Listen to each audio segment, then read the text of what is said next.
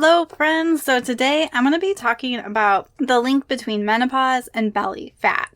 So maybe you're wondering, I'm eating well, I'm staying active, but I still have this extra weight around my stomach that I just don't want.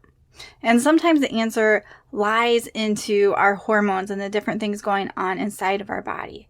And also sometimes the answer lies within these daily habits and things that we're doing in our life that we can shift to help our body and our hormones work better. As we're going through perimenopause, the time before menopause, our estrogen starts to shift, our progesterone, even testosterone, and this impacts how our body stores fat. So I'm excited to share with you today and to give you some practical tips to take away. And I encourage you that if you are needing support along your health journey, I would love to support you.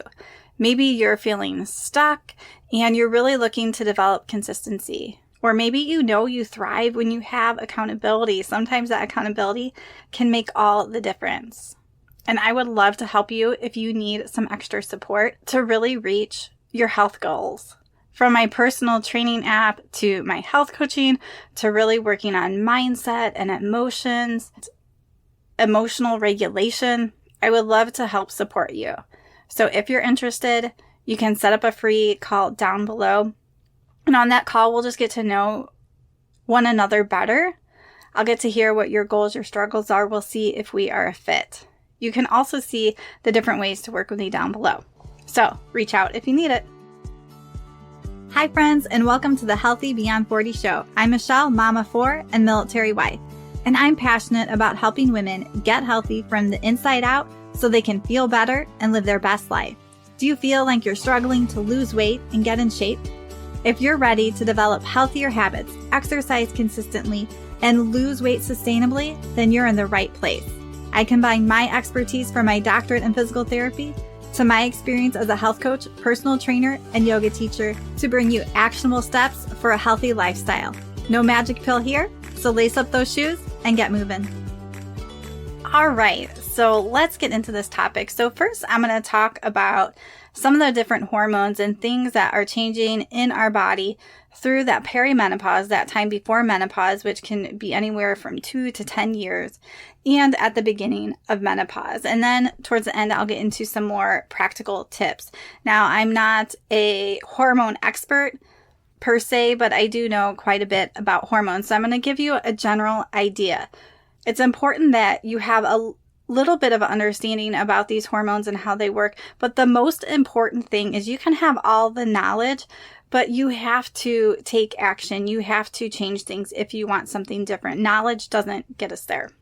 So as we're going through perimenopause, our estrogen starts to decline, and it declines like a roller coaster. So it actually goes up way high and then it can drop. But over the course of 10 years, it's on the decline. And so when that happens and estrogen is declining overall, we can have shifts in the way that our body stores fat. So typically for most people, premenopause estrogen, when it's higher, you're going to store more fat in your hips and thighs. But as it starts to decrease, you might get more belly fat storage. We also have hunger hormones, leptin and ghrelin. So also, as we're producing less estrogen, that causes a decrease in leptin, which leptin acts as a natural appetite suppressant, so it lowers our appetite. And then we also have, for a lot of people, sleep patterns become disrupted, and this can increase ghrelin, which is a hunger hormone. So it's going to prompt us to feel more hungry, and then we may gain weight and hold on to more weight. So there's lots of different hormones in our body that can have an effect on how our body works, an effect on how hungry we feel, or how not hungry we feel. And so even females also have the hormone testosterone in them. So it's at lower levels in women than men. And testosterone also decreases in women. So as we are getting older, the amount of testosterone will go down, and that can also affect how we're storing it. So testosterone is made in the ovaries and also the adrenal glands, so it's not completely dependent on our ovaries. But this is another hormone that can affect the way that we store fat. Another hormone that really greatly impacts how we store fat, and that changes a lot in that perimenopause to menopause phase, is insulin. So when we eat something that has some carbohydrates or our blood sugar is going up, our pancreas pumps out insulin to bring that blood sugar level down in our blood. So what happens is when we are eating too many carbs, too many sugars, and our pancreas is working overtime and we're pumping out more and more insulin, our cells become resistant to it. It's like, well, that's not enough. I actually need more to bring the level down. And so when we move into this perimenopause, menopause phase, this can be more likely to happen. It also happens when we're pregnant. We become a little more insulin resistant too. And that goes away after having the baby. But what happens when we become more insulin resistant is that we are more likely to gain weight around our stomach. So really keen in our diet, even if we haven't had to before, can really make a difference here. This is something that's within our control because how we eat makes a big impact on our blood sugar balance. So for example, making sure that we're getting enough protein, starting our day with a more protein-heavy breakfast, making sure we're not spiking our blood sugar in the day by eating these typical American breakfasts of all sorts of different carbs, bagels, pancakes, cinnamon rolls, you name it. And making sure that throughout the day, we know some different ways to manage our blood sugar, that we're not eating high-carb meals, that we're not eating carbs all by themselves, that we're doing some of the blood sugar hacks that I've talked about before. Like after we eat, we're going to get up and move because that's going to bring our blood sugar down because it takes that glucose that is in our bloodstream and brings it into the muscle where it needs to be utilized. This is also why someone who's an athlete, they're going to need more carbs because their body can use those carbs quickly when they're exercising. So sometimes as we get older, we don't need as much carbs. All right, I want to take a quick pause to tell you guys about some of the supplements that I use and that I love. And my first supplement recommendation, if you are not taking, is to take a high quality omega-3 oil. So I really like Zinzino's Balance Oil. I became an independent partner with them because I really love their products so much. They allow you to actually test your level of omega-3 in your blood. And omega-3 is anti-inflammatory. Most of us have way too much inflammation. And omega-3 is an essential nutrient. We have to get it through our diet. So if you are not eating fish that are high in omega-3s pretty frequently, there's a good chance your levels are low and sometimes dramatically low. And it can make such a difference in your skin, in your mental health, in your blood pressure. So I encourage you, if it's only in your budget to do one supplement, to get a high quality omega-3. There's going to be a link down below where you can check out the oil I use. And if you sign up, you'll also get a free coaching call. So we can sort of go over your report and make sure you are off on the right foot. The other product I really love is Organifi. I love their green juice, especially if you're someone who is sort of low on energy or high stress. Their green juice has a clinical dose of ashwagandha, so not just a little bit, an actual clinical dose. And this is an adaptogen herb that helps to balance stress levels and boost energy without the caffeine.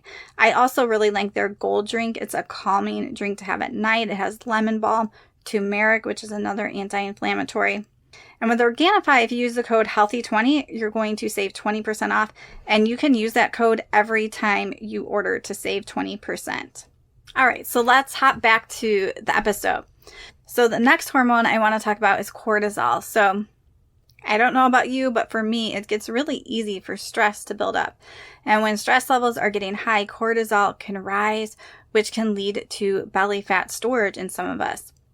So especially if you're going through that perimenopause phase where your hormones are all over the place, you are just more prone to stress. Maybe you're not sleeping as well because of your hormones, which increases your stress. And most of us have different things in life going on that are increasing our stress. So it becomes really important to have some good stress management techniques to make sure that you are sleeping well. Because if we're not sleeping well, that can also increase hormones and lead to that belly waking. So these are important things to look at. And I think the stress and the sleep are two topics that often get overlooked because sometimes they can be a little bit harder to fix. But having some good routines and good things that calm your body.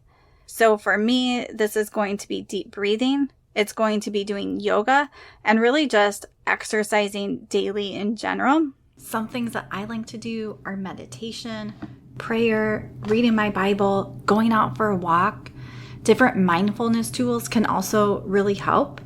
And I'm also certified in EFT, so emotional freedom techniques. And this has been a great tool to help me work through emotions and thoughts and just places I'm feeling really stuck. And I also love to teach my clients to do this because it's a great tool that once you know how to do it, you can use it on yourself and self-coach yourself.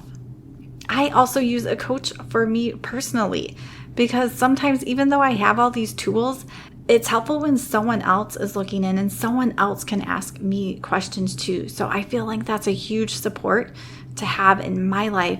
And I always like to recommend that for other people too. So having those tools in your toolbox that help you with stress, and also if you're having trouble sleeping, using those tools that are going to decrease any stress and anxiety you might be having so you can sleep the best that you can for whatever that means for you right now. All right, so now I'm going to go over some other practical tips. So not hormone, but things that really also impact our body and impact our hormones. And the first thing I want to talk about is eating real foods, eating whole foods, because when we're eating processed foods and we're eating a lot of processed foods, it affects the way our hormones work and our body works, the way our gut health is. So when we tend to eat more whole foods, real foods most of the time, that's going to help our body function better. And our body is going to be getting more nutrients, the inflammation is going to be lower, the stress is going to be lowered. You know, when we eat sugar and processed food, it's a stress to our body. Our body has to work harder to deal with all of that stuff versus eating whole, real foods that our body is meant to have and meant to break down. And when we're eating whole, real foods, we want to make sure that we are prioritizing protein. As we get older, our body has a harder time breaking down the protein we eat. So we want to make sure that we're getting enough. And most of us, it gets really easy to eat carbohydrates and overeat them. And sometimes to eat more fat than we need to. Healthy fats are good and we definitely need those, but sometimes it's just easy to eat more quantity of the fats than we need. So really being able to dial in your protein and also your fiber because we want to help our gut health because that helps our hormones and different things in our body work well too. And also as we were talking about stress and sleep, the food we eat also has a big impact on our mood, our anxiety. I've spoke to people who have decreased or taken out sugar and their anxiety is dramatically less. And they never knew this before because they never decreased or cut out their sugar and saw the difference it makes. So food is powerful. We want our food to be nourishing and to be fuel to us. And we really have to understand that connection between the food we eat and what it's doing to our body and how it's making us feel, because it gets so easy to not pay attention to that stuff and to just eat what sounds yummy, what looks appetizing, to eat what we've always ate because it's a tradition, or to eat at parties. But can we start looking at how can I nourish and fuel my body so it can feel good? How can I give it the nutrients it actually needs, not just what my culture around me is eating? And then we want to make sure that we're getting enough movement. And you guys, if you've been on the podcast, you probably have heard me talk about this. Movement is just our steps in the day. And it gets real easy as we get older, or especially if we have sedentary jobs, to sit more and more. And our bodies are meant to move. So we need to make sure that we're getting movement and walking and steps in throughout our day, that we're taking the longer way to get somewhere. If we're in our house, maybe we're not asking our kid to go get us something. We're going to go get it ourselves. And just finding those different ways to get more movement in instead of being more sedentary. We want to be less sedentary. We want to move our bodies and use them. And along with that, we want to make sure that we're doing strength training, because when we're building our muscle and we have more muscle, that's going to increase our metabolism. And also, as we're getting older, if you're not doing strength training and you're not moving, you are losing muscle mass. And we need that muscle mass to keep us healthy. When we get sick or injured, our body uses that muscle mass we have. And the more we have of it, the better we'll get through illnesses or things that might pop up. And our muscle is really like the fat burning powerhouse of our body. So we have to strength train. And I recommend a few times a week of strength training. So that's where your muscles are burning and you're really working those muscles to fatigue. So for me and for most of my clients, I do this as a mix of strength training. So traditionally using weights. I do all of my workouts at home. I really don't go to a gym anymore just because of time, and it's just so much easier to work out at home. So you can use bands or free weights. And for my clients, I'll set up different workouts for them to have. And if they like doing yoga, we'll put some yoga strength workouts in there too. So you're holding a warrior pose, your leg is burning, or maybe you're in a plank, whether you're on your knees or your toes and you're feeling those arms or that core engage. That means you're strength training. You're feeling those muscles work. And I like alternating days between yoga and traditional strength training with weights, because in yoga, most of the time, you're more holding a pose. So you're going to be working different muscle fibers than if you're sort of maxing out trying to do as many reps as you can, 10 to 15 at a weight where you're lifting something heavier. So it can be nice to alternate those. And especially with yoga, you get the stretch, you get the breathing in it. I definitely know when things are more stressful with me, I will do more yoga workouts because it just makes me feel better. I get deep breathing in and I just feel so much less stressed after I do that. All right, friends, I hope that this episode was helpful to you. I hope that you have a takeaway. And I hope that you have something practical you're thinking about. Like maybe you've heard something a few times. You're like, okay, maybe that's what I need to narrow in on. So have that takeaway, because information doesn't change you. Only action will change you. So take those steps that you need to. And if you need extra support, reach out to set up that free call with the link down below. And don't be shy or don't procrastinate it if you feel like it's something you're supposed to do. And if you haven't yet, join my Healthy Beyond 40 Facebook group. You can ask questions in there, share meals, and just really encourage one another. All right, friends, I hope that you guys have a great week and keep on moving.